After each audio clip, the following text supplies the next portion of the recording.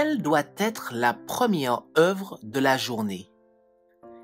Pourquoi devrions-nous prier le matin?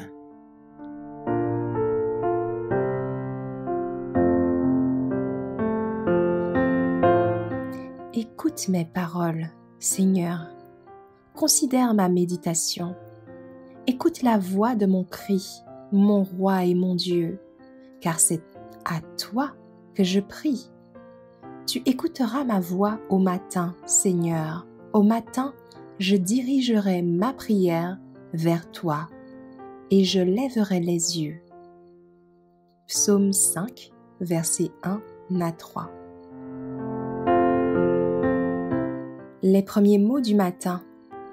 Le tout premier épanchement de l'âme, le matin, devrait être pour la présence de Jésus.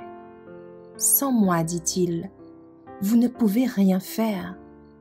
C'est de Jésus que nous avons besoin.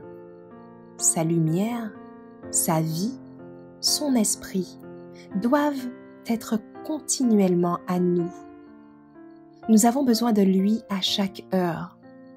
Et nous devrions prier le matin afin que, comme le soleil illumine le paysage et remplit le monde de lumière, le soleil de justice puisse briller dans les chambres de l'esprit et du cœur et nous rendre tous légers dans le Seigneur. Nous ne pouvons pas nous passer de sa présence en un seul instant. L'ennemi sait quand nous entreprenons de nous passer de notre Seigneur, et il est là, prêt à remplir nos esprits de mauvaises suggestions pour que nous tombions de notre fermeté. Mais c'est le désir du Seigneur que, d'instant en instant, nous demeurions en lui et que nous soyons ainsi complets en lui. Consacre-toi à Dieu le matin. Fais-en ton tout premier ouvrage. Que votre prière soit « Prends-moi, Seigneur, comme étant entièrement à toi. Je dépose tous mes projets à tes pieds. Utilise-moi aujourd'hui à ton service. Reste avec moi et que tout mon travail soit accompli en toi. C'est une affaire de tous les jours. Chaque matin, consacrez-vous à Dieu pour ce jour. Abandonnez-lui tous vos projets pour qu'ils soient réalisés ou abandonnés, comme l'indiquera sa providence. Ainsi, jour après jour, vous pourrez remettre votre vie entre les mains de Dieu. Et ainsi, votre vie sera de plus en plus modelée d'après la vie du Christ. Une vie en Christ est une vie de repos. Il n'y a peut-être pas d'extase dans les sentiments, mais il doit y avoir une confiance durable et paisible. Dans la vie future, les mystères qui nous ont ennuyés et déçus seront mis en lumière. Nous verrons que nos prières apparemment sans réponse et nos espoirs déçus ont été parmi nos plus grandes bénédictions. Nous devons considérer tout devoir, aussi humble soit-il, comme sacré, parce qu'il fait partie du service de Dieu. Notre prière quotidienne devrait être « Seigneur, aide-moi à faire de mon mieux. Apprends-moi à mieux travailler. Donne-moi de l'énergie et de la gaieté.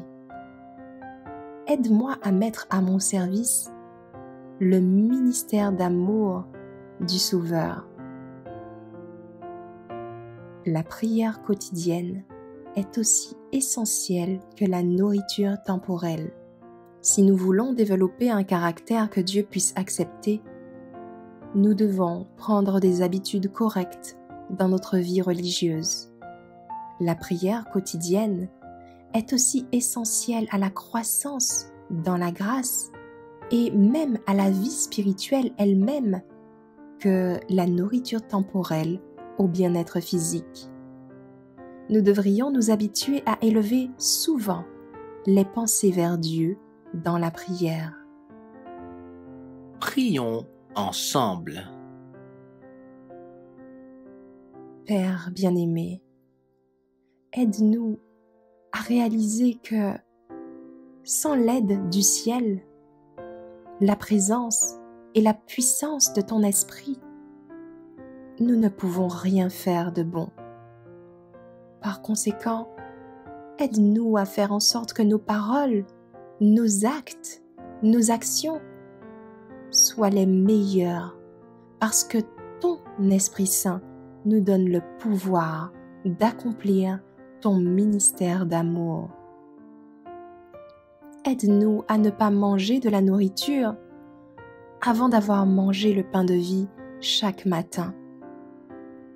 Éclaire notre vie par ta présence divine, afin que, à travers nous, ton amour rayonne sur tous ceux à qui nous parlons ou avec qui nous vivons et travaillons chaque jour. Amen. Merci d'avoir écouté cette présentation avec lereste.org.